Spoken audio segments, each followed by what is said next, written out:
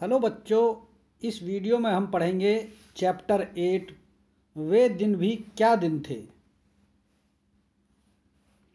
घटना महत्वपूर्ण थी, वरना कुम्मी अपनी डायरी में उसे क्यों लिखती। अपनी डायरी में उसने 17 मई सन 2155 की रात को लिखा, आज रोहित को सचमुच की एक पुस्तक मिली है। वह पुस्तक बहुत पुरानी थी। कुम्मी के दादा ने बताया था कि जब वे बहुत छोटे थे तब उनके दादा ने कहा था कि उनके ज़माने में सारी कहानियाँ कागज़ पर छपती थीं और पढ़ी जाती थीं।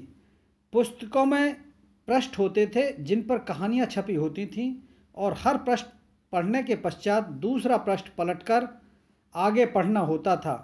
सारे शब्द स्थिर होते थे, चलते नहीं थे जैसे आजकल पर्दे पर चलते हैं।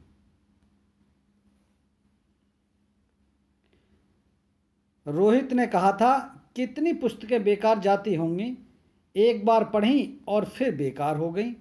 अब तो हमारे टेलीविज़न के पर्दे पर न जाने कितनी पुस्तकों की सामग्री आ जाती है और फिर भी यह पुस्तक नई की नई रहती है।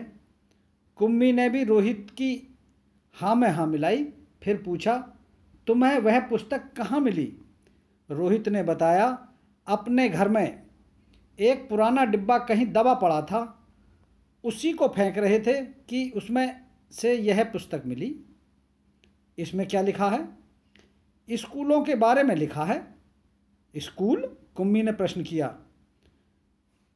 उसके विषय में लिखने को है ही क्या? हर विद्यार्थी के घर पर एक मशीन होती है जिसमें टेलीविज़न की तरह का एक पर्दा होता है। रोज़ नियमित रूप उसके सामने बैठकर हमें वह सब याद करना होता है जो वह मशीन हमें बताती है। सारा गृह कार्य करके दूसरे दिन उसी मशीन में डाल देना होता है। हमारी गलतियां बताकर फिर वह हमें समझाती है। एक विषय पूरा होने पर वही मशीन हमारी परीक्षा लेकर हमें आगे पढ़ाना आरंभ कर देती है। कहते कहते कुम्भी थक गई थी। अंत में बोली, कितना उबाऊ होता है यह सारा स्कूल का काम। रोहित मुस्कुराते हुए उसकी बातें सुन रहा था। अरे बुद्धू, जैसे स्कूल का वर्णन इस पुस्तक में है वह इससे भिन्न होता था। इसमें तो उन स्कूलों के बारे में लिखा है जो सदियों पहले होते थे।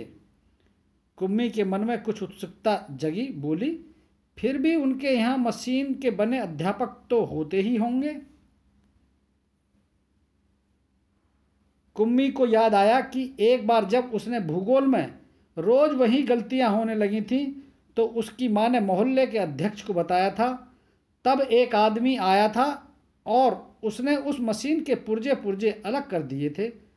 तब उसने मन ही मन यह मनाया था कि वह आदमी इस बोर करने वाले अध्यापक को पुनः जोड़ न पाए तो उसे हमेशा के लिए छुट्टी मिल जाए। लेकिन उस आदमी ने मशीन को फिर से जोड़कर उसकी माँ को बताया था। लगता है कि मशीन के भूगोल की चक्की कुछ तेज़ रफ्तार पर थी, सो आपकी लड़की के लिए उसे समझना कठिन हो गया था। मैंने जब उसकी गति कुछ धीमी कर दी है सो आशा है अब ठीक रहेगा। और कुम्मी को उस समय भूगोल का सबक सीखने बैठ जाना पड़ा था। मन ही मन वह उस मशीनी अध्यापक को कोसती रही थी। तभी रोहित ने कुम्मी के सोचने के सिलसिले को तोड़ा। बोला, हाँ, तब अध्यापक तो होते थे परंतु मशीनें नहीं, स्त्रियां और पुरुष होते थे। क्या कहा? कहीं कोई स्त्री या पुरुष इतने सारे विषय हमें सिखा सकता है? क्यों नहीं। वह बच्चों को सारे विषय समझाते थे, गृह कार्य देते थे और प्रश्न पूछते थे। अध्यापक बच्चों के घर नहीं जाते थे बल्कि बच्चे एक विशेष भवन में जाते थे जिसे स्कूल कहते थे।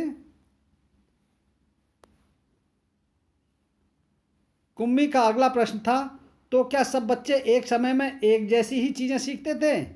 हाँ, एक आयु के बच्चे एक साथ बैठते थे। लेकिन माँ कहती है कि मशीनी अध्यापक हर बच्चे की समझ के अनुसार पढ़ाता है। फिर पुराने ज़माने में यह कैसे संभव होता था? तब वे लोग इस प्रकार नहीं करते थे।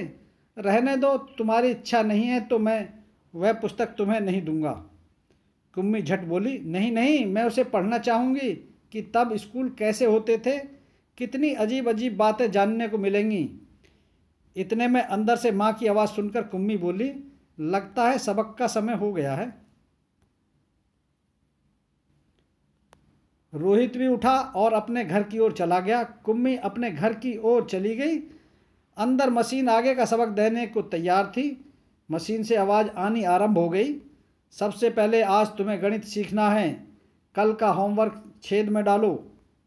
कुम्मी ने वैसा ही किया। वह सोच रही थी कि कितने अच्छे होते होंगे वे पुराने स्कूल, जहाँ एक ही आयु के सारे बच्चे हंसते खेलते कूदते स्कूल जाते होंगे और पढ़ाने वाले पुरुष और स्त्रियाँ होते होंगे।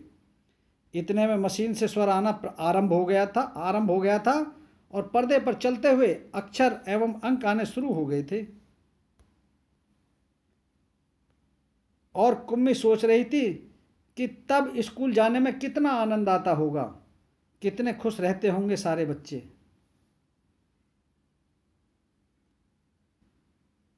यह आइजक असीमोव द्वारा लिखा गया है।